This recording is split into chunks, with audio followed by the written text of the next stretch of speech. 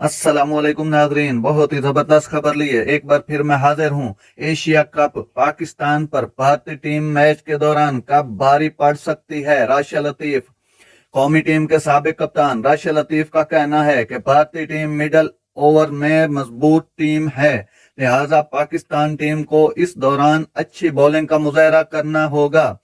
हाल ही में digital media को दिए गए इंटरव्यू के दौरान एशिया कप में पाक भारत टाकरे पर बात करते हुए राशिद लतीफ ने कहा, एशिया कप में पाकिस्तान की फतह के चांसेस ज्यादा हैं क्योंकि हमारा फास्ट बॉलिंग अटैक बेहतरीन है। अगर पाकिस्तान की बैटिंग लाइन की बात करें तो पाकिस्तान के 3 खिलाड़ी फखर, बाबर और इमाम उल हक बेहतरीन बैट्समैन हैं। दूसरी जानिब शाहीन शाह, हारिस, नसीम और मोहम्मद नवाज पाकिस्तान की बॉलिंग लाइन के लिए अहम है। इसलिए दूसरी तरफ भारतीय टीम मुश्किल में दिख रही है।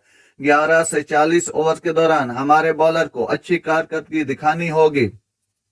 पाक भारत टाकरे पर बात करते हुए साबिक कप्तान का कहना था कि पाकिस्तान टीम की बैटिंग पावर प्ले के दौरान स्लो है। पावर प्ले में हमारी बॉलिंग अच्छी होती है, लेकिन डेथ ओवर में हमारे पास पावर हिटर्स की कमी है।